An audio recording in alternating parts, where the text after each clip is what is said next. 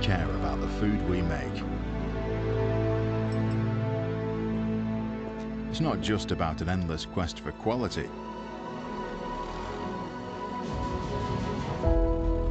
It's about showing exactly where our food comes from and how it's made.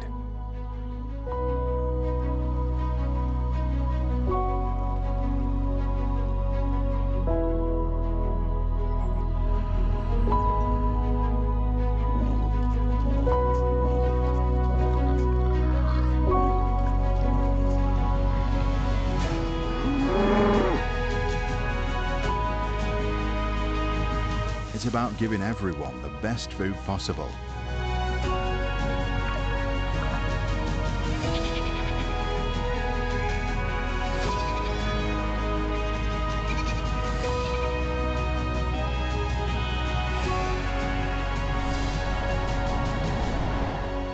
And it's about making sure our food meets the highest standards every time.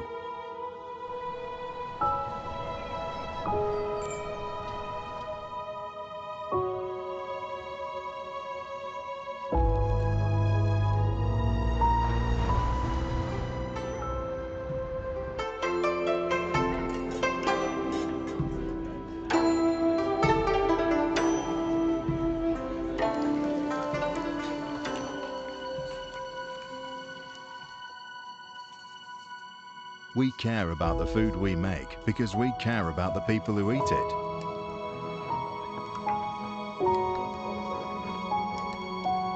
So, no matter where you are, when you eat our food, you sat at our tables, with our family, and we're together.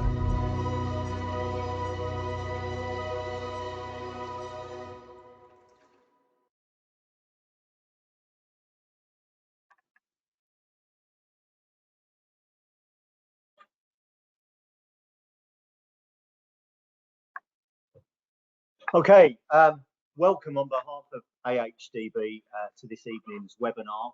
We have almost 800 people registered for tonight, so that demonstrates the interest in the subject and in fact our guest speaker, Dr Temple Grandin. So it's great pleasure on behalf of AHDB to be hosting this webinar this evening, and thanks to McCartney's here at Worcester Market for kindly allowing us to do so from their premises.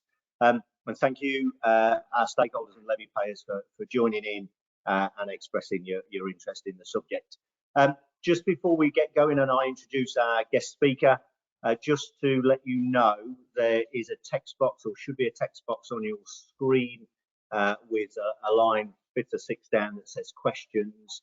Please, throughout the presentation, click on the arrow, type in your question and submit them, and we'll come to those after the presentation. We've got a presentation that will run for sort of 40-45 minutes, and then plenty of opportunity for questions. So start thinking of your questions now, and I'm sure you'll be prompted by the slides that Temple will share in just a moment. So without further delay, I've got an introduction for Temple, and it's not an easy thing to do because she's had such a fantastic, interesting and impactful life.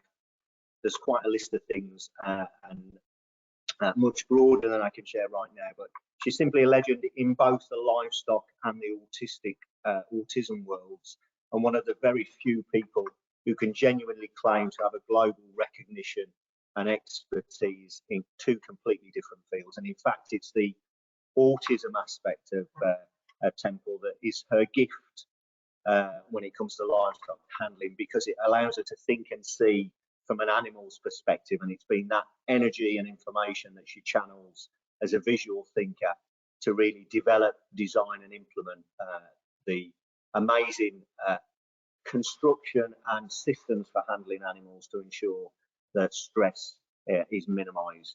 So of the list of those achievements, she's designed the center track restrainer for moving cattle in large meat plants in the US to the point of slaughter for those huge throughput plants.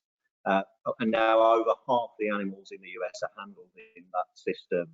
She's synonymous with the center track restrainers, the curved raceways, and the squeeze crush or squeeze chutes that we see on lots of farms in the UK now. So it's great to see those design tips being instituted on UK farms for better animal handling. All of those systems channel animals' natural behaviours to increase the ease of handling, better for the animal and safe for the farm operative as well. She's also well recognised for designing the objective scoring system to measure stress at the point of slaughter that is used throughout the world as the benchmark standard for plant operations in terms of welfare at that point of slaughter. And in 2010, Time magazine, the huge US publication, declared her one of the 100 most influential people in the world. So I think there's lots of things you can say, but I think that for me probably sums it up in the shortest way. She's also published many books, scientific articles and journals, a huge extensive list, one of the most published authors that the animal science community has. And the final point is she's also the subject of a HBO movie of her life, which really tells the story of excuse me, growing up, channeling that effort and empathy for animals into the things that I've touched on today. It won 7 Emmys and a Golden Globe Award to tell her life story, and she continues to this day to lecture animal science students at Colorado State University. So I could go on. There's many other things that she's done and achieved in what has been a truly fantastic life. Tonight she's going to focus on handling animals in terms of trying to make sure you minimize stress and operate safely for both the worker and for the animal. So I will pass over to our guest speaker, Dr. Temple Grandin. Well, it's really great to be here. And one of the things you need to be is more observant. Look at that animal there walking into that shadow. You've got a very sharp shadow. Now, if you have an outdoor facility on a farm, and we were just out on a farm this morning, if it's cloudy, that sharp shadow disappears. And then all of a sudden the sun comes out and you have a sharp shadow. And these are things that can affect handling, and it's not possible to get rid of every shadow, but you need to be aware of what sharp shadows can do. Now, this is a shadow I call a spider monster. This appeared in one of our great big meat plants at about 2 o'clock in the afternoon. This is in the round pen going around into the single file race. And the cattle did not want to walk over that. You know, when that was not there, everything was just fine. Now, let's say something like this appears. What you need to do is let your leader put the head down, take a look at it, and then when the leader decides to walk over it, the other cattle will follow. But if you just shove them up there too hard, they're going to turn back on you. Now, this is research Dennis Wilson, one of my former students, did, and you can see differences there in the shadows in this small abattoir. This could also be on a farm. It doesn't matter where the chute is. But this is the same raceway, and the shadows have changed with the clouds going in and out and the sun going in and out and different times of day. The shadows on there have totally changed, and it did have an effect on handling. This is shiny stainless steel, but one thing good is they've got a non-slip flooring in the stun box. I can't emphasize all cattle handling facilities, no matter where they are, the importance of non-slip flooring. And one of the problems you've got with grooved concrete flooring is that it can wear out, and it can wear out slowly, and people don't realize how much it's wearing out. Now, that's a picture of me right there scaring cattle with my iPhone, taking pictures. I've seen situations of this, the handler's own shadow was in the way. Now, cattle and other livestock have wide angle vision. They can see all the way around. There's a little blind spot right behind the rear end. Depth perception is poor. When they see the shadow, especially when they're going into a facility they've never been in before, they're going to have to put the head down, take a look at that shadow, and make sure it's not a hole in the ground. And then when the leader brings the head back up, you can then push it. And you don't want to just walk up behind the rear end and surprise an animal. That's a good way to get kicked. This just shows some calm cattle. Calm cattle are easier to handle. You'll also notice that they're not pooping. If you've got cattle pooping, and there's a big mess down their backside, you have scared the poop out of them. That's not a good thing to do. Common cattle do not poop. Also, cattle that are upset, they'll switch their tails. That's another sign of stress in cattle. So what are some of the signs of stress? You see eye white, your animal's really getting stressed. Tail switching, poop going down their backside. And if you've got a lot of vocalization going on, right, when you're handling animals or restraining them in the crush, restraining their neck, you got a lot of mooing going on, you got something bad going on. You know, electric goads can cause that, slipping on the floor can cause that, squeezing their head too hard with a head restraint can cause that.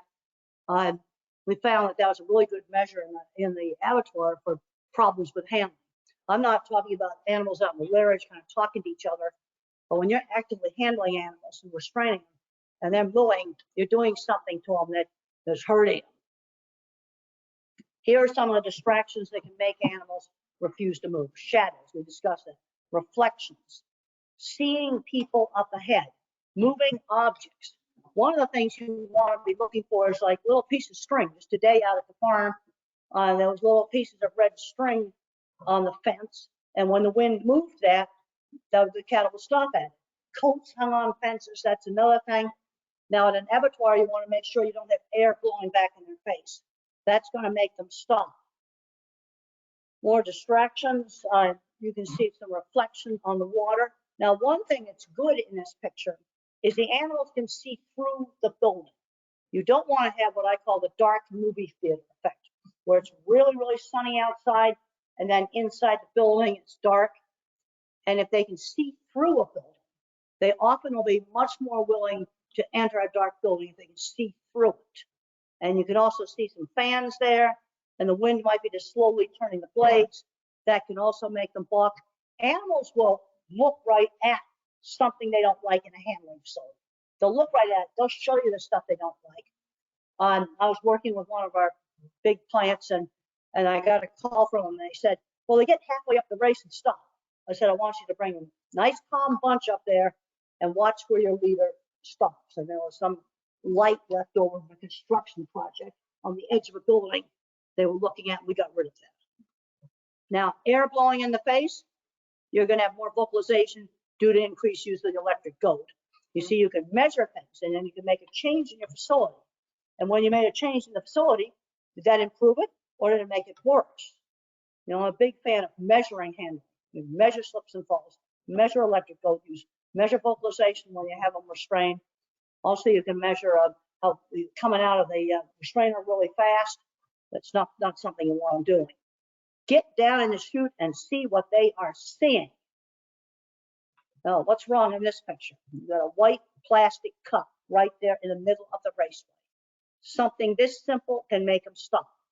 There's also a piece of string there on the side of the fence. And I saw that today out at the farm. I find we constantly need to remind people about some of these distractions, because we can take this piece of string out of there. You can take the paper cup out of there. Now this pig is looking right at dripping water coming off the top of this raceway that had a reflection on it. He's showing you the thing he doesn't like. Cattle, they're going to do exactly the same thing. There's pigs stopping when the floor changes. All livestock have a tendency to stop when the floor changes. Or some facilities have a metal pipe that goes across the floor. And today, this is one thing I did not like, an otherwise really nice facility, is there was a big metal square pipe about this big around right at the entrance to the single file race. And that's going to tend to make the cattle stop. And those pigs are stopping right where the floor changes. So what can you do about something like that? Well, a facility out at a farm, you take some straw and scuff it around, or some dirt, scuff it around where the floor changes to blend it in so you don't have a sharp contrast. Here's a person's shadow right where it's likely to cause problems. You know, you've got to look for that. Also, that loading ramp doesn't have a good enough non-slip floor.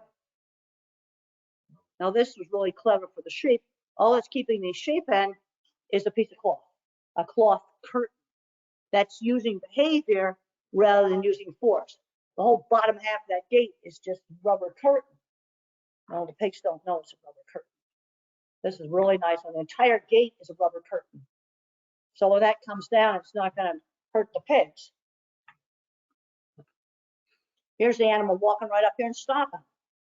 Well, this is a place, because we're putting up some solid sides would really help, because the maintenance shop is right there to the right-hand side, and people are walking in and out of the maintenance shop.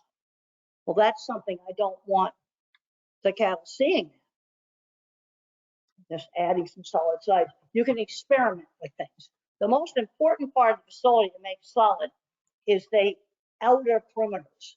So when everybody parks the vehicles all around it, they're not seeing the vehicles.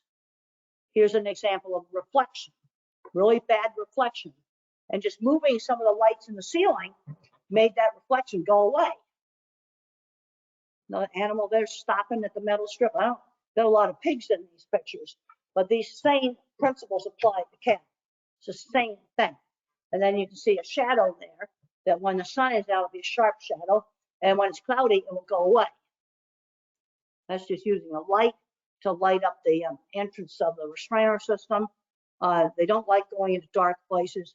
One of the things we need to start looking at is flicker on the LED lights. Some LED lights flicker and some don't. And that might possibly have an effect on the behavior of the cattle. Here's a dark entrance versus a well-lit entrance on a percentage of pigs that had the electric problem. I've done similar stuff with cattle. Like you add a light to light up a dark place, and then there's less electric goads used, and they go in easier. You see, this is something where I have a before situation where the dark entrance, I measured the amount of electric prod used, and then after I fixed it with a well-trained handler that only used it on the animals that stop, so I show my improvement there in my handle. You know, experiment with things like light on a long cord, lots of cardboard. The other day we went to a beet plant, and there was a place where they could see trees moving through a hole in the wall. Thought maybe we'll just try covering that and see what happens. This shows a head holder, and you want to make sure that a head holder doesn't give the animals a view of the processing floor. That's just not going to work. And I can't believe that people are still doing that sort of stuff. Giving the animal a view of the processing floor, that does not work very well. Here's just an example of moving towards the light. That tends to be a good thing. Now that's got one of those sideways backstop gates in there. I don't really like those. When springs break on them, animals get stuck in them. We use a lot of backstop gates that pivot, that work this way, that pivot. Now, one of the problems with those is if you have a huge variation in the size of the animals, it's hard to get the pivot in the right position. Here's an example of a dark hole that an animal's not going to put his head through. This shows good light. They don't see any people on the side, but they see a lighted way through the front. You know, it's like a diffuse light. It's not blinding sunlight. They're not going to go into blinding sunlight. Another issue I've seen with very tall cattle is if you don't have sufficient clearance on a vertical sliding gate, then the cattle looks at that and goes, I'm going to bump my back going in there, so I'm not going to go in there. Back bruises. We've been getting, one of the things that's different between here and the United States is you're allowed to have much taller lorries here than we're allowed to have because of low railroad bridges in the eastern United States. And so we have truck design that compared to here is very unique. And some of these cattle are getting so tall, they're having a hard time fitting in the vehicles. This brings up the whole thing of cattle size. And this gets into some of the other stuff that I'm really interested in talking about. The meat industry likes these great big huge beef animals, but the problem with these big huge beef animals is they're too expensive to feed in the wintertime. Much of the U.S. is full of snow, and putting up hay for the winter, that costs a fortune. Here, you're lucky you can graze them most of the winter, but there's an optimal cow size. And I'm getting really, really interested in the regenerative grazing you're doing here, because we got to show how cattle can be improving the environment, improving soil health, improving biodiversity of the land. That's something we need to be doing. In fact, I have a new paper called Grazing Cattle, Sheep, and Goats is an important part of a sustainable agricultural future. And I reviewed a lot of articles on cover crop grazing and on Pasture rotation takes 3 to 5 years to show the effects, but I've been out on 2 farms here. They're doing absolutely great, moving them every 3 or 4 days, just using polywire. And I've been in the cattle industry for 50 years, and I'm getting concerned. Everyone's bashing cattle, saying they're environment wreckers. Same thing with the sheep. But if we use these animals right, we can improve land. And I saw some beautiful cattle rotational grazing. I also saw some sheep grazing while we were driving where they don't graze the pasture. That's not good. You know, sheep have to be managed. Okay, this just shows a nice little curved race system. It's outside, and they were going into a building. And often when it's really sunny outside, they don't want to go into a building because you have the dark movie theater effect. Now, one of the things I could do is maybe put a shade over this, but out on a farm, you can usually set it up so that as the animals come up this race, they can see through the building. And if they can see through the building, that solves a lot of problems. Here's another dark movie theater effect in a large plant. All right, electric goad use, get it out of your hand. You should never carry that around as your primary driving tool. Now, it's a very good abattoir I went to just the other day. They had a rack for it on the wall, and it was only picked up if an animal refused to go in the sunbox, because you don't want to be twisting tails and doing that kind of bad stuff or hitting them. Beating animals. No, and then you pick up the prod and use it, put it away.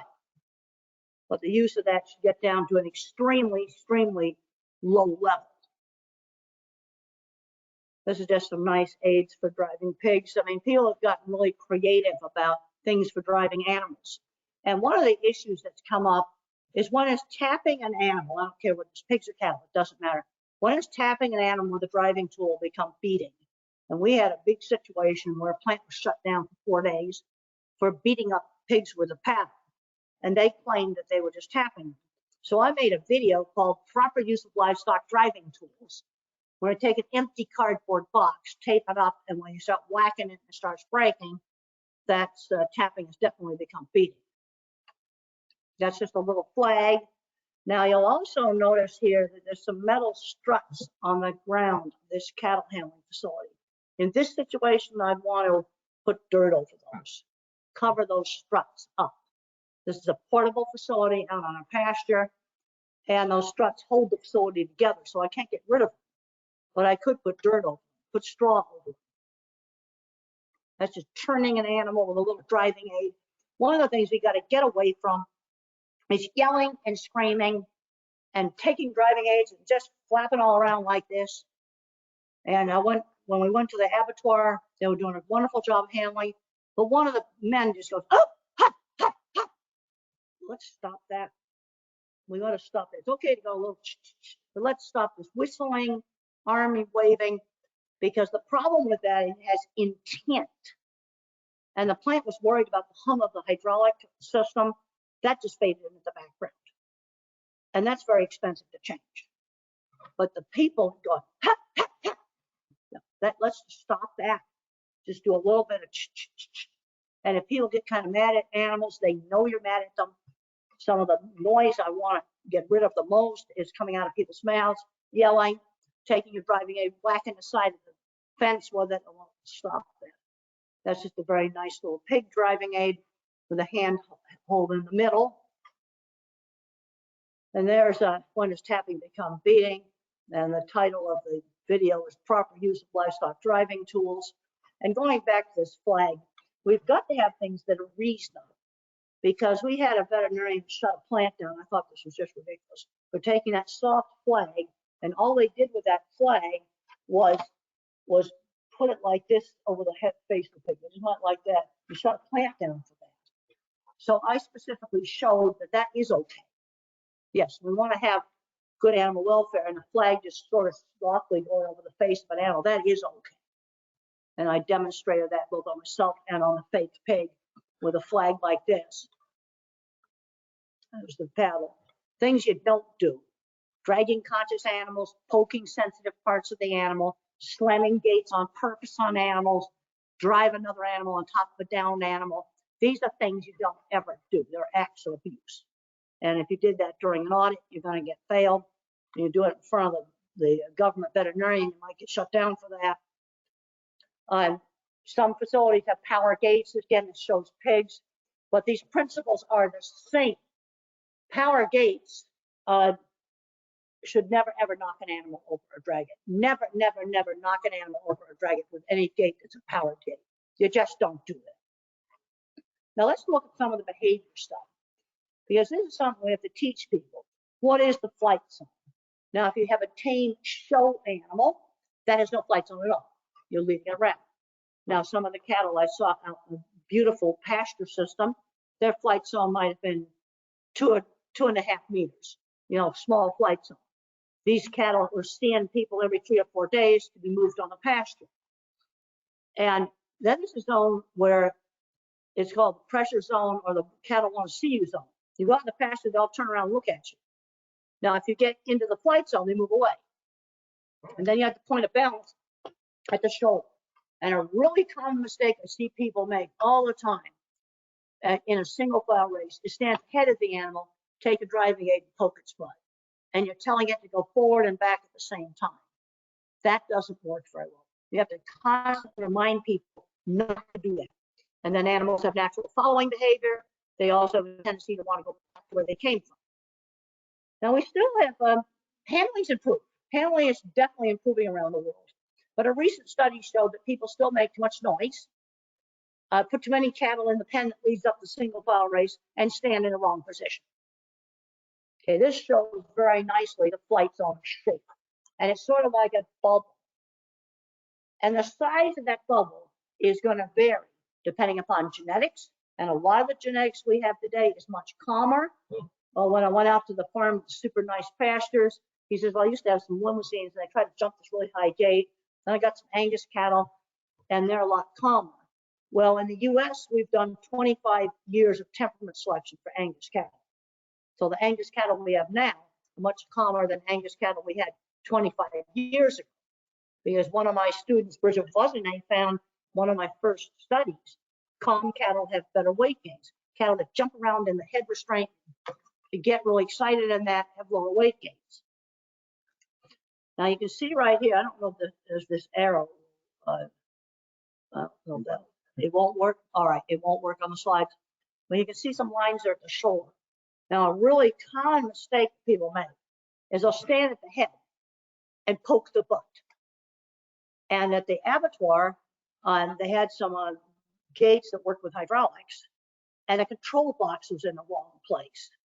So when the man is trying to have one hand on the controls and other hand trying to, he was standing in front of an animal, kind of holding the control with one hand and the paddle or something with the other hand, trying to get the cattle to go forward. And I suggested that they move the control box. And they added an extra hose. It's going to be really, really easy to move it. But that's the kind of simple little change you can make that can really, really make a big difference, is you move the control box so that the person can get behind the point of balance of the shoulder when they want to move an animal forward. Usually, when you're up tight, close to animals in a raceway, single file raceway, the point of balance will be right at the shoulder. Now you get out in the pasture, that point of balance where they move forward might be just behind the eye. Here's an animal rearing. Now the reason why this animal's rearing in this race is because this person is standing inside the flight zone. What this person needs to do is back up, get out of the flight zone. You've got animals rearing in a race. Back off, give them some space. And this is especially important in raceways that have open sides. You stand right up close to that, they're going to be jumping around and pooping, and then you back off, they're going to calm down. Now, this is something that looks really counterintuitive, but it works really, really well. You want them to go forward this way. I step forward, walk back by them. I walk by them in the opposite direction of desired travel. And as I walk back by them, they move forward. But you have to walk kind of briskly or they'll just back up on you. Try this. It looks really weird. It looks like it's not going to work, but it does. And that's just doing it in a curved race. Walking back by, kind of a brisk walk, walking back by them, and as you cross the shoulder line of each animal, they go forward. moving small groups. I cannot emphasize how important this is. Small groups of cattle up into the pen that leads up to the single file race. I don't care how it's designed, this small group principle is really, really important. Good handling is going to require a lot more walking to bring up small groups of animals. Now here's a round crowd pen they used correctly. They brought a small group up. The other thing they did is they timed their bunches so that there's room in the single file race. So as these cattle came in, they just go right on around. If the single file race is full and you fill this, they're going to just turn around on you. That's not the thing to do. You want to time your bunches so there's space in your single file race before you bring up your next group, and they're not squashing them up there tight with the crowd gate. They just left it on the first notch. Now here they brought some cattle up there too soon, and the raceway was full. Sheep you can handle in continuous flow. That's the difference between cattle and sheep. Sheep you just do continuous flow. Pigs and cattle, small separate bunches. And sheep you always can use following behavior with them. Non-slip flooring, this is a very nice non-slip mat coming out of the head restraint. Now, I like to ask people, how many of you saw that animal was looking at that sunbeam? I show this to children, half the hands go up. I show it to school administrators, they're verbal thinkers, almost no hands go up. But you look at that animal is looking right at that sunbeam, it's looking right at it. You've got to have non-slip flooring. I mean, the grading is one way to do it, but there's a lot of good rubber mats available for making non-slip flooring in the front of the head restraint. This is a woven tire mat from the US.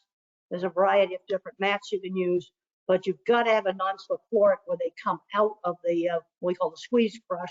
So I strongly recommend getting that. That's a nice non-slip floor. Now, one of the issues we've been getting into is feet and leg problems in cattle. We have one plant that paves the entire lairage in rubber mats. It's beautiful. It's also very expensive. And one of the things that's made them do that is we're breeding really awful feet and legs. You know, little crossed toes like this, you know, their hoof is like this. We're breeding so much for meat that we forget about the structure. And we need to be looking at the structure of feet and legs. And they're fine on concrete. They got decent feet and legs. But I looked at the cattle on this beautiful rubber floor about a week ago, and I go, ooh, you have nasty feet. You know, it's nice they paved the lairage with rubber. But if we bred some decent feet, you wouldn't need those rubber mats because they're not slipping and falling out in the pen area. I like to look at genetics sort of like a national budget.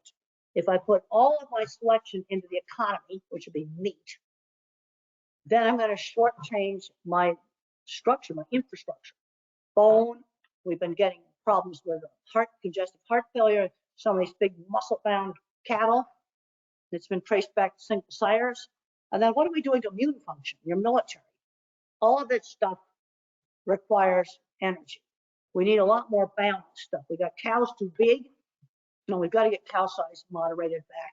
We don't want to do what we did in the 50s with dwarfs. That was horrible. But we definitely need more moderate to cow size. And that's a nice non-slip floor there for sheep. Now here's just an example of too many cattle stuffed in a lairage pen. And there's the right amount of cattle in there, especially if they have to spend the night in there. One of my students, Helen Klein, had to put a video camera up on a catwalk and then trigger it with her phone, because if she went on the catwalk, they'd all get up. And what she was doing at 3 o'clock in the morning was to figure out how much space they needed so they could lay down at night. And there's pigs with enough space. Now this shows a very nice stair-step unloading ramp. It's also got a great big sunbeam right down the middle of it. You look at another thing on this picture, that animal's ear is pointed right to me. I've got the camera and it's looking at my ear. It's looking at me. Let's look at some cleat spacing issues. That's the correct spacing for cleats. So the hoof should just fit down between the cleats. that's too close together, they slide over them. And if they're too far apart, then they slide between the cleats. Now, for just a simple V-shaped pen leading up to a single file race, this shows the correct layout. One side straight, other side on a 30-degree angle. Now, just here at the market, saw a really nice curved race that came around the corner with a kind of a curved entrance. That also works. This is bad. Don't ever do this. Where you have too gradual an entrance, they will just jam it. That will be a mess. And then for pigs, you can just do a kind of an offset step for pigs. Works well.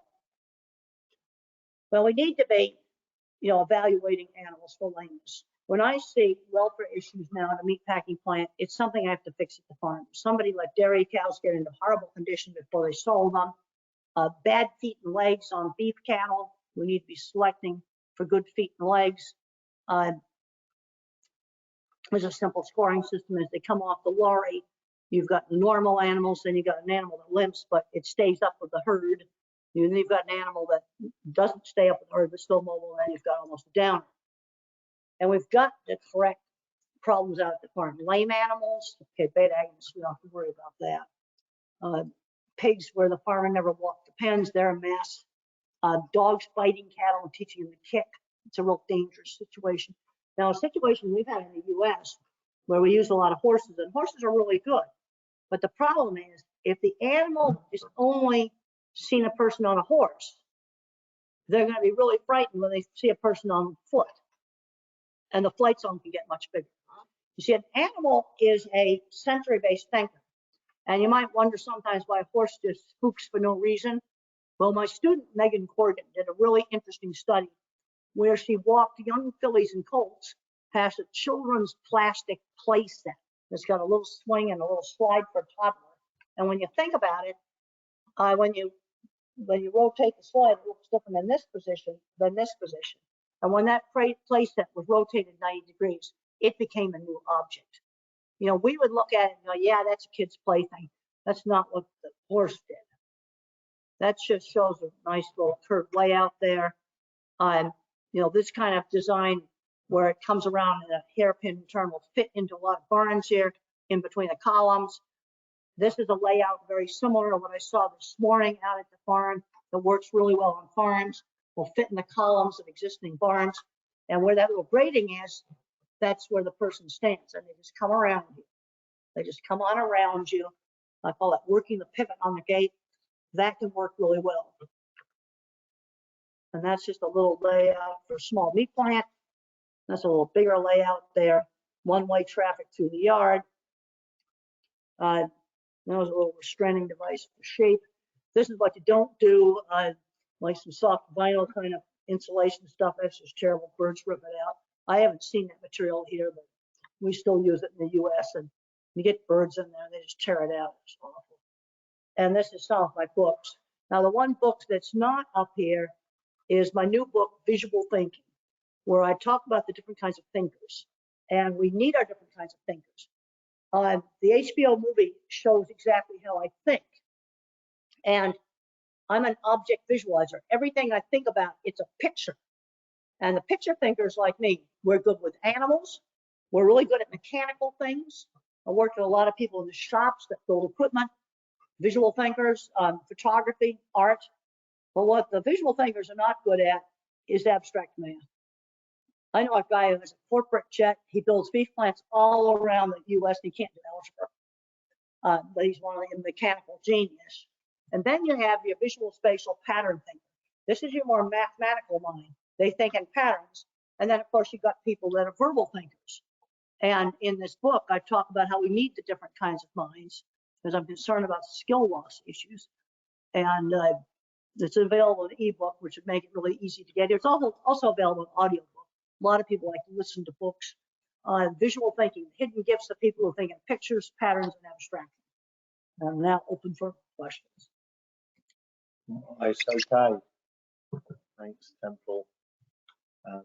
Right, I think we're back on the screen. So there's a huge amount of information there and some fantastic pictures that really tell the story of the items or the elements that are really key. I'm going to try and summarise a few of those. It's a big list, and we have some questions which we'll come to. So please, if that's triggered any questions in your mind, go ahead and pop them in the chat box, and we'll try and pick those up. But I think a few things just to kind of pick up there. Lots of the pictures are at the abattoir in a handling facility, but the same rules apply on the farm.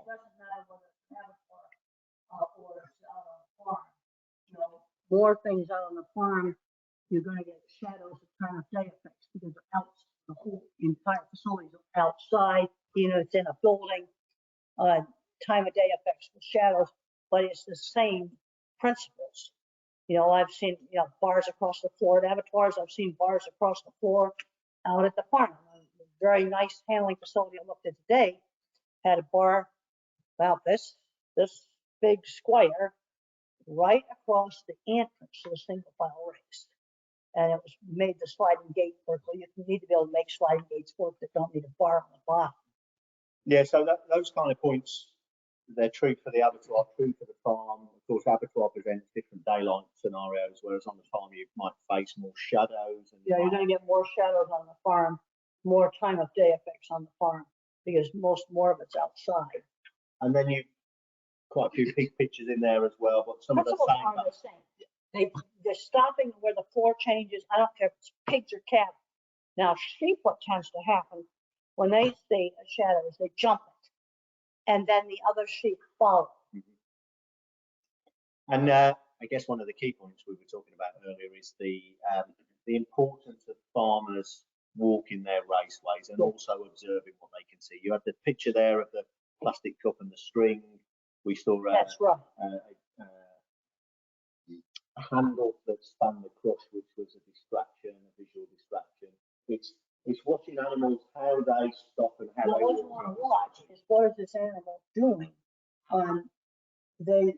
The distraction in the facility they don't like. I don't care if it's on a farm or it's on in an abattoir. That lead animal will stop and look right at the thing they don't like. If it's something on the floor, they put the head down and they look at the floor.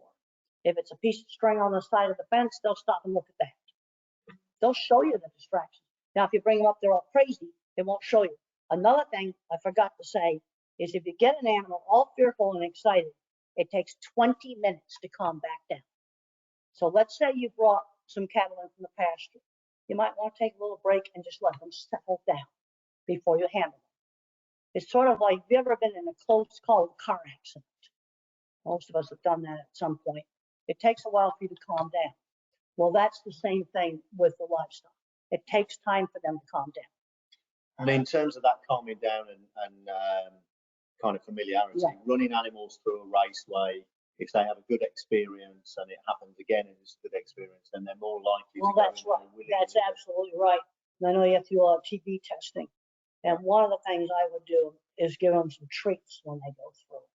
That can really help. I mean, if you have a handle cattle 4 times a year, and you don't have to feed them very much. I don't want them to get sick. But I trained sheep to line up and wait for the privilege to get on the tilt table, and they got a teaspoon of horse feed. That's all they got each time they went through. I didn't want them to get sick. But just a taste of a little treat was enough to work. And today, again on the farm, you have to look at the raceway different times of day and different weather conditions. We saw doing some video footage earlier quite clearly how the shadows changed. Yeah, we saw circular pen. And what I'm really happy with is we actually filmed it for that video. Yeah. We showed it cloudy with no shadow, and then the sun came out. All of a sudden there was a shadow, and we were able to show that changing. I was really glad we were able to show that. So for those of you listening, a few things have come up there that we've done some video footage earlier today with Temple commenting on a handling facility on a farm that picks up some of those key behavioural traits. They'll be available shortly. Temple mentioned the recent paper on regenerative grazing or using cattle, sheep and goats in a sustainable way.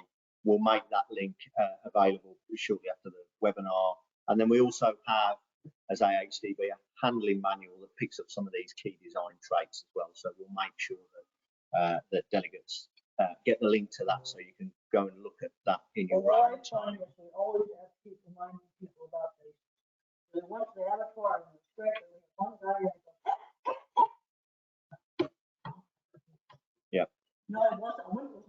abusive.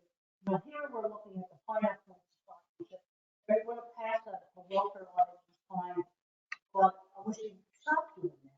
And then the other thing is moving this control box from the gate, so that the person was, we had one hand on the hydraulic lever, he's trying to reach the other side on each front of the animal. So if I move that control box, then he's able to be behind the point of balance and still communicate. And that would work a whole lot better. Very simple little modification. So you touched on vocalization there, but from the human point of view.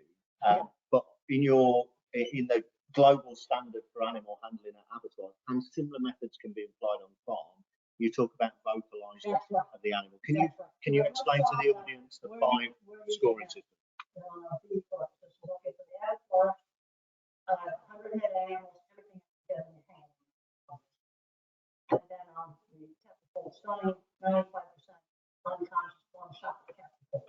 Number one reason for failing is lack of maintenance. And then slipping and falling. Anywhere in that facility, coming off a truck, anywhere, you should have no more than 1% of your animals falling.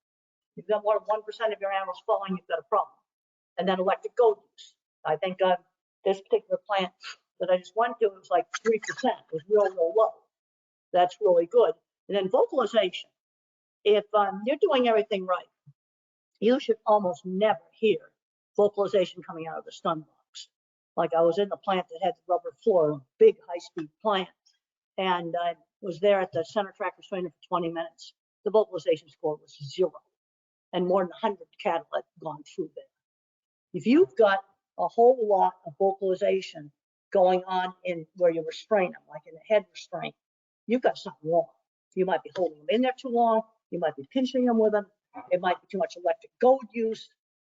These are bad things. You can very quickly get up to like a 20% vocalization score at an abattoir if you're doing something really bad to them, like slamming doors on them and a lot of electric goads. So we've got a few comments here, Temple, that they're struggling to hear you on occasion. Okay. So I'm going to ask you to lean in and speak up. But just the points you raised there, from a farmer's point of view, the scoring system, measuring vocalization in the raceway and the tub. Now, mainly, if you get cattle, stand out in the yard somewhere, they may vocalize. But let's say they vocalize right when you catch their head, then you're hurting them. They vocalize, you put a goad on them, electric goad on them, then you're hurting them. And slips, trips, and falls normally linked to poor surface. Well, the biggest thing on slipping and falling is the surface of the floor. That's the main thing. And the thing is, we got to make sure we prevent bad from becoming normal. If you measure slipping and falling, then you can see, well, it's gradually getting worse as the floor is wearing out. And we've been talking about groove floors, great job when they're new, but over time, almost imperceptible over time, they start to degrade. So key point for farmers looking through their facility to consider whether the floor, whether the grooves are still adequate, whether they're experiencing. And then the unfortunate thing is, we've got environment facilities that people built with a glass smooth floor. I'm going, oh, really? You did that? And of course, the things we're talking about here, good for animals' welfare, good for farmer handling, but let's not forget that, this is about managing stress, which has an impact on meat quality, affects meat yield. So it's financially important as well in terms of the outcome of good handling systems and good methods for handling animals at the farm and at the abattoir. So I'm gonna come through some of the questions that have come forward. So again, thank you for those. Please keep them coming. Temple, how important is it for cattle to have free access to shade and sun in shade from sun in open grazing systems? Well, in a lot of parts of the U.S., it's much hotter than it is here. And where we need to have shade the most is in the feed yards. And I can think of a really great use of solar panels, shade. And you need to put them about 3.5 meters above the ground to get ventilation under the shade. Orient them north and south so the shadow will move, otherwise you're going to get a mud hole under it. The other thing people forget is if cattle are breathing, open mouth breathing, they are too hot. They're not dogs. And then as the open mouth gets wider and the tongue comes out more, your body temperature inside the animal is just going up like that. And some of these black cattle, they get hotter than some of the lighter colored cattle. If you've got open mouth breathing, cattle are too hot. Talk about open mouth breathing at rest. Okay, so one to just observe your animals in terms of if they're Yeah. open mouth breathing. That's indicative of the beginnings of heat stress. Now, I mean, this, what I saw here, it's not that hot. Yeah, it's getting hotter. Well, but getting it's not hot. that hot. Yeah. No, but I mean, you know, we're getting in that. When I started out with cattle in Arizona, all the feed yards had shade. Now we've got parts of the U.S., other parts of the U.S. that don't have shade. They definitely need to be putting shade in. It's not something they want to hear. Let's put it in with solar panels, and that'll pay for the shade. Okay, so we have a question here about, could you, for the audience benefits, describe the bud box and how that works and Okay. its suitability? Well, basically, it's something that's very simple to build. One of the things that's happening in the U.S., now that we've got cattle a whole lot more gentle, is portable facilities that people just move around out in the field. And the bud box is very, very simple to set up with portable panels. Now, one thing that will not work, if you put too many cattle in it, it will not work. And the basic principle is the amount of cattle you put in the bud box has to fit in the single file race. You put them in there, they have the natural behavior to go back to where they're coming from, then you stand in the box and they circle around you. It's something simple to make, but more skill dependent. And more handling skill is required. But you don't store cattle in. You put them in there, they come back and they circle around you and go into the single file race. Very easy to set up with portable panels. Okay, so I hope that's answered the Well, question. I don't have a diagram of it. I mean, I could draw a diagram and hold it up. Yeah, well, we can probably share again. We can share that afterwards if Okay. we can get a picture. I want to just move to an important question from a UK Okay. perspective, and you put on a slide there about kosher slaughter. We do have kosher slaughter in the UK, but it's very modest indeed. But we do have a halal slaughter, Yes. particularly for sheep. And the question here is, with sheep in mind, what's your view on non-stun slaughter and the welfare aspects of that for consumption by the Muslim community? Of course, it's their requirement that they have product Well, that is some halal compliant. Muslims will accept a stun. It depends on how you find it.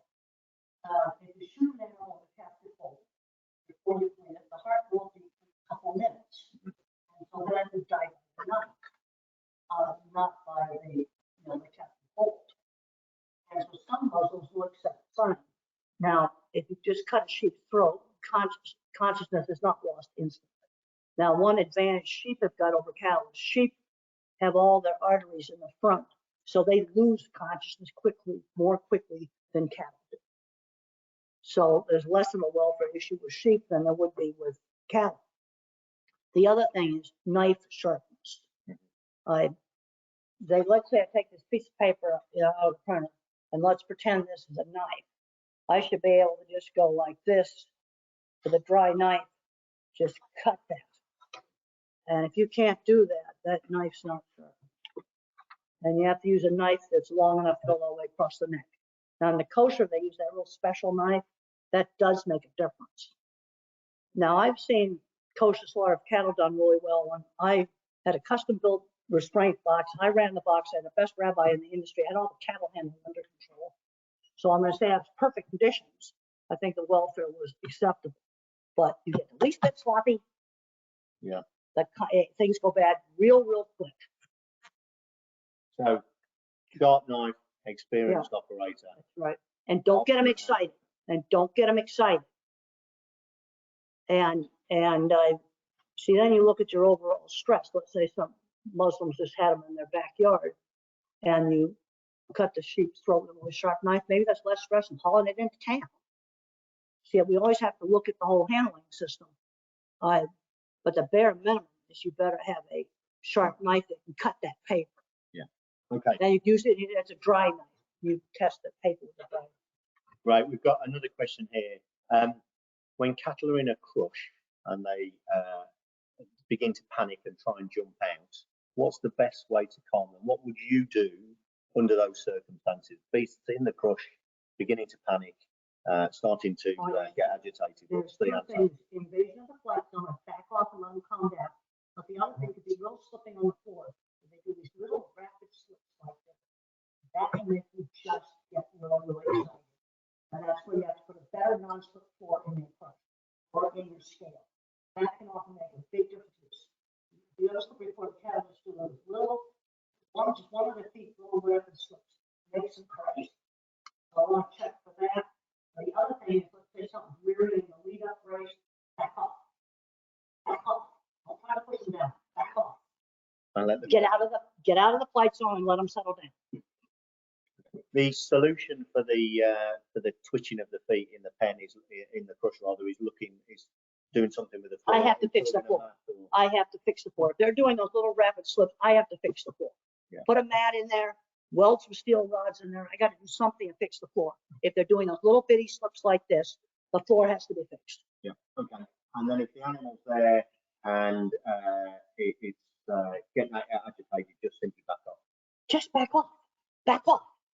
I have actually gone into facilities where you have a single file race and open sides, and I have drawn a line in the dirt. I found the edge of the flight zone, and if I stood inside that line, the cattle got agitated. If I stood outside the line, they calmed down. Now it's almost like a force field coming out of the side of the chute. Now it's going to be a bigger force field if they have a bigger flight zone. So maybe if one group of cattle is 1 meter away, maybe for another group it's 2 meters away. Yeah. So again, know your animals, That's right. know the flight zones, know the triggers, make sure they're comfortable. When you get something that rears up in a race, back off. Yeah. Back off. 9 times out of 10, it will calm back down. Okay, great. So more questions are coming in. There's lots of questions, which is great. Keep them coming. This is about dairy cattle walking through footpaths. How do you optimize or improve the flow? Presumably it's picking up on the design traits that you just talked about. Reflections, got water in it, so you're going to have reflections in it. Make sure they have non-slip flooring. Yeah. Those are simple things you can do. You know, now if you have a push down solution that might be stains or something, that's going to make them less likely wanting to go in there. So again, Temple, just lean in and speak up a little. So if you've got if you're trying to run cattle through a footpath, it's going to reflect because there's a liquid in there. You could also think about the time of day that you do it or the conditions. Time of day, bright sunny days. and the other thing is changing lighting. If it's an indoor facility, yeah, get right down to cow's height as you approach that footpath, and you see a big reflection on it. When we went to the farm today, there was a puddle of water right at the entrance to the single file race with a big reflection on it. That's going to make them stop. Okay, there's a question here which I think really relates to the Judas sheep, and it's about designing sheep handling pens. What's your view on using a Judas sheep for the others to follow? So this is a trained kind of pet I've sheep. seen that work really well, but you have to have a really well-trained Judas sheep. Yeah. And I've seen it work super well. That's back to the teaspoon of horse feed when they. Well, and the people that are training the Judas sheep. But I've seen Judas sheep used to unload trucks. Really, really good. Yeah. Okay. Right. Yeah. It's this one. All right. Well, I'm right on top of this computer. I don't know what. Okay. I was talking loud enough. So that's a big wide question there. So advice for the ideal handling and restraint of cattle for TB testing. So we talked throughout this week. You're very familiar with the requirement for animals to be TB tested, and of course, handling on farm. We're thinking about the animal's welfare, but we're thinking about worker safety as well. Question there is can be highly stressful for both animal and operator. What's your view on optimizing that handling? Presumably, it's using the things that you've talked about, the curve races. But the other thing is let's get a squeeze brush, a decent squeeze brush. frame. And then use a holder to hold the head. Also, I have somebody that's really good at taking a blood sample. I have a student, she was a genius at that. She had it like that before the animal even knew it was taken. But having a really good squeeze brush, that's going to help a lot, because I think they get more stressed thrashing around in something where they're not restrained. Yeah. Okay. Great. There's a question here that I think we've probably answered really, but so where do I start with assessing my handling system? It's about walking through the raceways at different times of day. And let's just look at basics to go over gates, latch, and swing. Does it have non-slip forward? You know, there's some things that are just a complete broken wreck, and you know, when you talk about bud boxes or round pens or whatever, both systems can work, but you've got to have gates that swing easily and non-slip forward. That's just essential. Now, I saw something just the other day. They were going to move a handling facility because to get across from the barn, they had gigantic, really unwieldy gates that went across a very, very wide alley. And if they moved their handling facility, they could get rid of that. That's something I probably would do. No sharp edges in it. And then if you have something that's maybe not laid out the best way, small groups. I can't emphasize enough the small groups. So in assessing handling systems, again, we'll provide a link to a manual which you may find useful because it picks out some of these key handling characteristics like point of balance and flight zones, which you can start to look through your own facility and think about how those might be coming into play. I see in the layout where I showed that layout where they go around like a hairpin, those work really well in a lot of buildings because you can put them in between the building posts that are in the building. Yeah. Okay. So a question on dairy cattle, well, and animal behaviour and dominance. So when moving milking animals, the dominant animals tend to lead the herd, but when they stop, the others won't go past them. How do you resume the movement without the things you talked about, shouting, clapping, getting frustrated?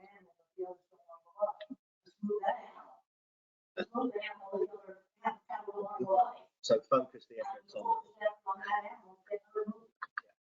Okay. Okay.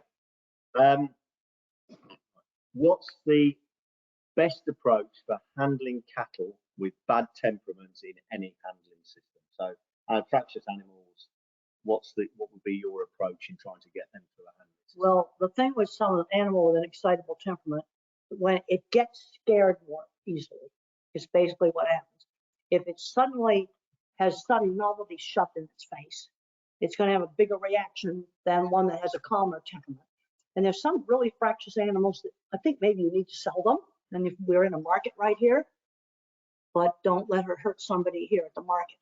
No, there's some really bad animals. The one that jumped this gigantic gate at this other farm, he got rid of her. No, there's a lot of differences in temperament. And a lot of the cattle have been temperament selected. And I didn't realize how much calmer we had made Angus cattle until they tried out some new semen at our experiment station. And they bred a steer I call the time machine. And he was like a throwback to 20 years ago. This steer was crazy compared to the other cattle. I said, well, that's the way they used to be. We've got a question about flooring, and something you've talked about and demonstrated lots of pictures of. So, how to move heifers across a slatted floor when they aren't used to it? Presumably, it's just okay. One of the things to do with a totally new floor is to give the animals a chance to explore that floor on their own before you try to handle them. This works with pigs too. You have pigs that have been on a plastic floor. They wouldn't move on concrete. We took the pigs and I opened the gates up and let the pigs explore the concrete. The same thing with some of these heifers. If you could open up some gates to let the heifers explore that slatted floor, then they're going to be more willing to walk on it. And they'd need a half an hour or an hour to explore that floor. And then you don't have a bad first experience with that slatted floor, maybe slipping and falling down. It's going to make them afraid. So experience is important. Experience, and they don't forget. But if you let the animals explore the new floor, they'll be much more willing to walk on it. So that's that's really good. And again, I'm glad you said that, because the next question is about experience, and this is about older cows that are difficult to get up the raceway, as they're familiar with that system and they know when they get to the end something's going to happen that they rather it wouldn't. So what's the recommendation for dealing with animals that are reluctant to go into the raceway? Well, the problem is that they've had a really bad experience and that they don't forget it. I did a little experiment where I kept track of which animals accidentally got hit caught like this with the head restraint. I call it nutcracker. And the animals that had gotten nutcrackered, when they came back a month later, did not want to put their head in head restraint. They remembered the bad experiences. They don't forget. That's why we need to make sure that when their first experiences with a new set of corrals, you might just walk them through the race and feed them. Yeah, okay. So give them a good experience, trying to minimize It's very important to have first experiences with new things like trailers and the handling facility, be a good first experience. So what some people do is just walk them through and feed them. Yeah, okay. So that's good advice. Mostly, a lot of the things you talked about are pretty easy fixes. Really. Yeah, they're easy things to do. But we found that these cattle that had accidentally been caught on the head like this, a month later, they come back and they're going like this, and they don't want to stick their head in that head restraint because it bashed them on the head. Okay. So this question relates to a mobile crush that they use for TB testing, outside, metal-sided rails, bars, stock boarding. Should we block the sides out with stock boarding? And I would just try cardboard to test the concept and see if that improves it. The other thing is, if you have head restraining devices and things that pinch cattle and hurt, they're not going to want to go back in there again.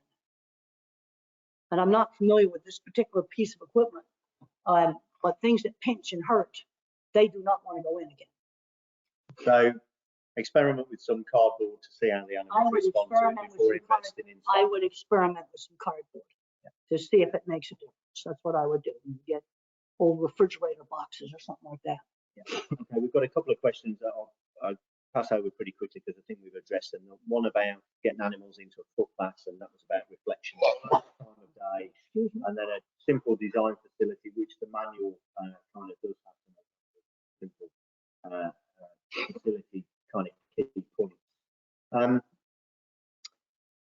This is about animals heading back to where they've come from. The collection point is furthest point away. Will they move through the whole system? So just share your thoughts on the purpose of the crowd pen and how animals respond to that. And then the purpose is that the most of these systems are designed to take advantage of that natural tendency to go back to where they came from. They always want to go back to where they came from. Now, what you don't want to be doing is your raceway is completely full, and then you fill the crowd pen, the tub, bud box, whatever it is, and you fill it up, and there's no place to go. They're all going to turn around on it. That's what you don't want to do. Sure. You touched on backing gates. Recommendations for backing gates? Well, if your cattle are fairly uniform in size, the backing gates that pivot on the top this way can work really well. But they need to be counterbalanced. They need to be so that if you barely touch it, it goes up. Now, you don't want some heavy thing comes clanking down, and then that gate the bottom of that gate should go right in the middle of their butt. And they work really well if you've got cattle fairly uniform in size, so that the pivot point will work. If you put the pivot point too low, they won't want to go through it because they think they're going to hit their back. And then if it's too high up, then the backstop gate is hitting near the top of the butt, and they may back under it, and that's bad. And today we saw sliding gates. Yep, and it has sliding gates, and they work fine. Yeah. I'd like to make a sliding gate where it doesn't require a bar across the bottom, where you've got a big bar in the bottom of the race. They stop at the bar. That's the problem. Okay. Question here. High-vis clothing. What's your thoughts on animals' response to people that are moving animals that are wearing high-vis clothing? Probably bad, because if let's say a person's standing where they shouldn't be standing, and you've got approaching cattle, they're going to see that yellow safety vest much more than they're going to see gray coveralls. No, I've had to go in places where I had to take some of that stuff off, especially if it was up ahead, you know, bringing cattle up and the person was wearing a safety vest somewhere where you were trying to get the cattle to go. Okay, so IVs, think carefully about that. Yeah, usually you're not going to wear it. Okay, right. Okay, right. Let me just catch up with some of these questions.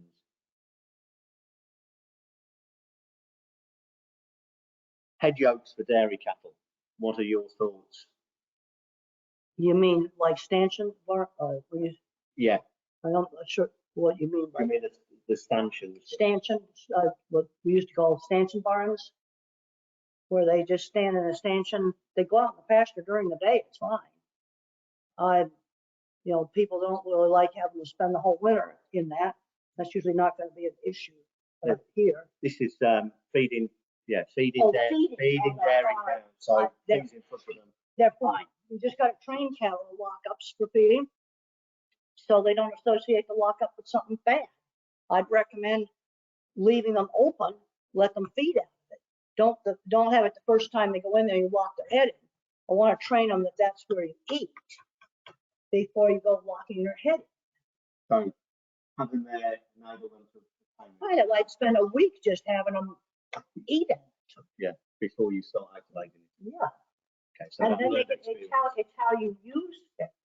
I've got a paper called Assessment of Stress During Handling and Transport, and it talks about the effects of previous experience. And if the first experience in a lockup is she got locked in and then she flung herself down on the ground, she's never going to put her head in a lockup ever again.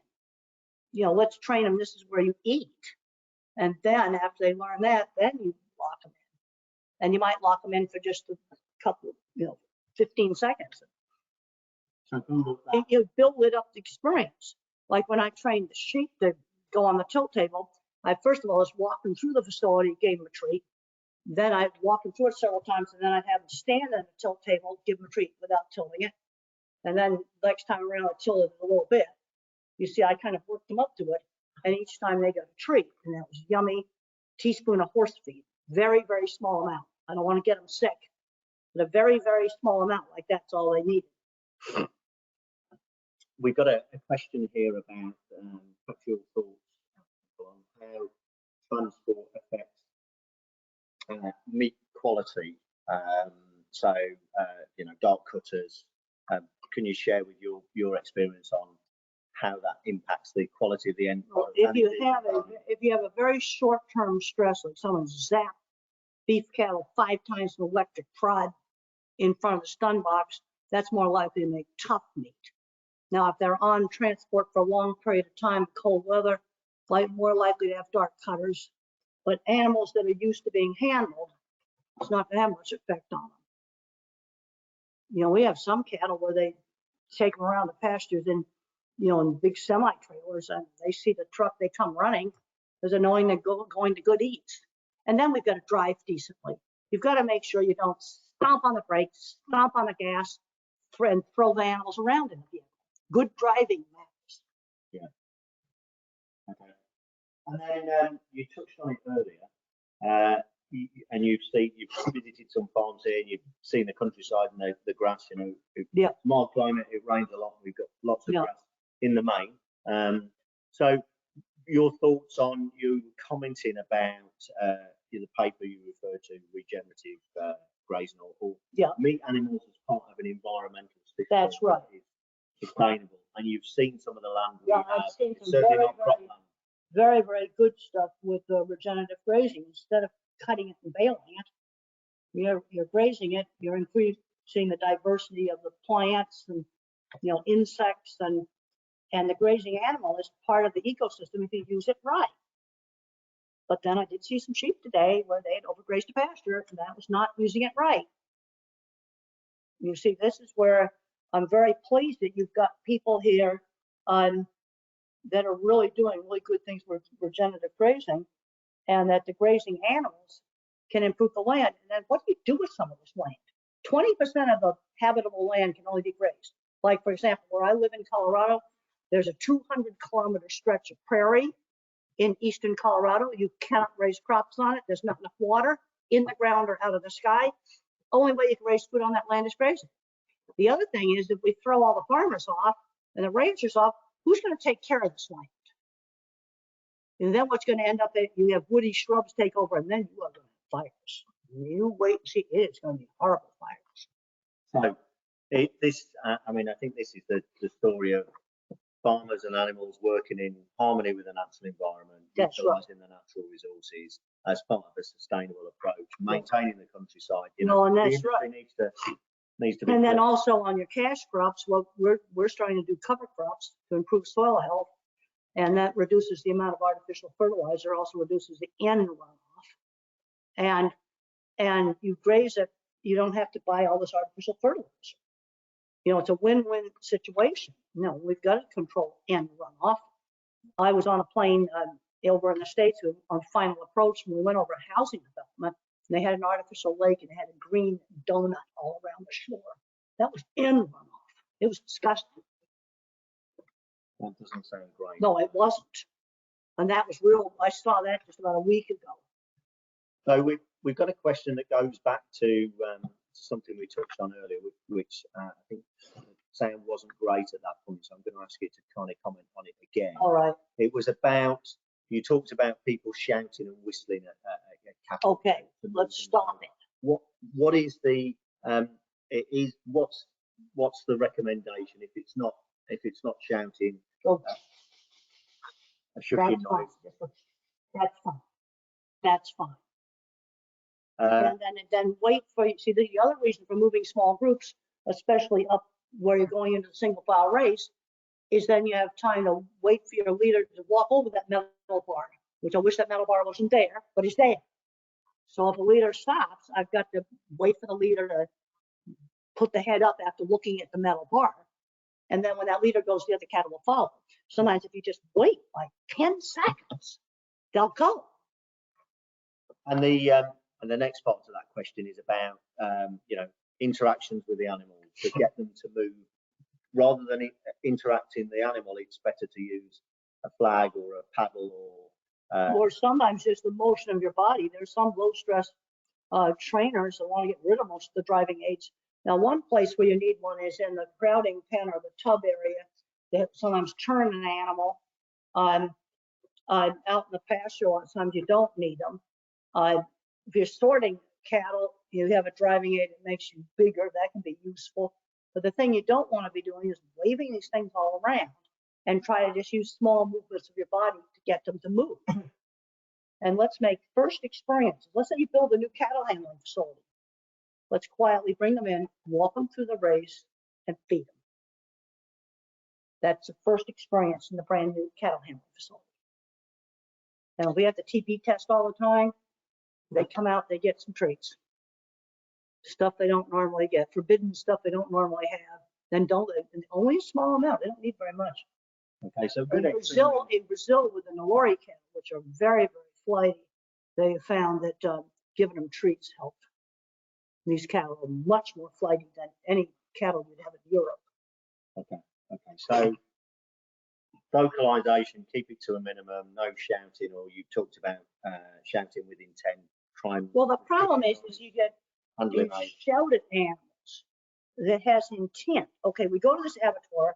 They had an app on a phone where they had a sound meter, and there's a hydraulic hum from the hydraulic power pack. They were all concerned about that. That just faded into the background. That's very expensive to change that. And the guys go, oh, stop it, man, stop it. And then the other thing was moving this control box for the hydraulic gate, so that when man could have his left hand on the hydraulic lever and the right hand out here behind the point of balance to get the animal to go forward. Very simple changes. And sometimes people want to do complicated things. Okay, like to reduce the decibel of the hydraulic power packs on that, you're talking it's money here. Change that. Yeah. I always like to try to do simple things first on something that's existing. Well, a lot of the things you've touched on are the simple things, but it's about making sure that you're walking your facility, making observations of the animals as you handle them, and trying to improve the things that create that bulking. Well, the other thing is that people that are rotating all the time with the polywire, their cattle are getting more gentle. And then Lily Edwards, my former student, she's now a professor, she did a survey out on some big ranches just really recently, and she found that, she called it visual contact, that on farms where people went out and looked at their cattle often, had gentler cattle, even though they didn't move them. They just went out and checked the waters. Just familiarity was a difference. Now, what we found is handling overall has gotten better, but unfortunately, she found that about 16% of the places were using electric goat on almost every single animal. That's not okay. So what's ended up happening is the amount of people that are handling cattle right is improved. That's improved, but there's still a significant minority of mishandling cattle. Okay, right, Temple, I'm conscious of time. We've had a really good range of questions there. I can't see any of the questions on my computer. Yeah, no, we've covered them. So again, thanks to the audience for all those questions and the participation. A few things have come out of that really that strike me. It's about observing, making small changes, simple fixes, and giving your animals time to learn, good experience. We will provide the links for the regenerative or the sustainable agricultural paper you referred to, the handling manual, and I think, you know, hopefully that's useful for the audience. In terms of kind of closing for today, I'd like to firstly thank our host McCartney's here at Worcester Market for generously allowing us to use their facilities for this webinar this evening. You, the audience, our levy payers and stakeholders, for your participation, and of course that huge range of questions that covered lots of key subject matter in terms of animal handling and behaviour. It's an absolute pleasure for me. I'm Phil Hadley with AHDB to host this webinar with Temple. Passion and enthusiasm, and indeed expertise built up over 50 years of designing and handling facilities and handling livestock is without a doubt beyond peer in the world, and the industry is a better place for that because of the advancements that she's made in handling. So on that note, I'd like to say sincerely thank you, Temple, for your not only for this evening, for all the things you've done to improve animal handling on farm and at abattoirs, and we wish you further success with both your teaching and your research. Well, thank you very, very much.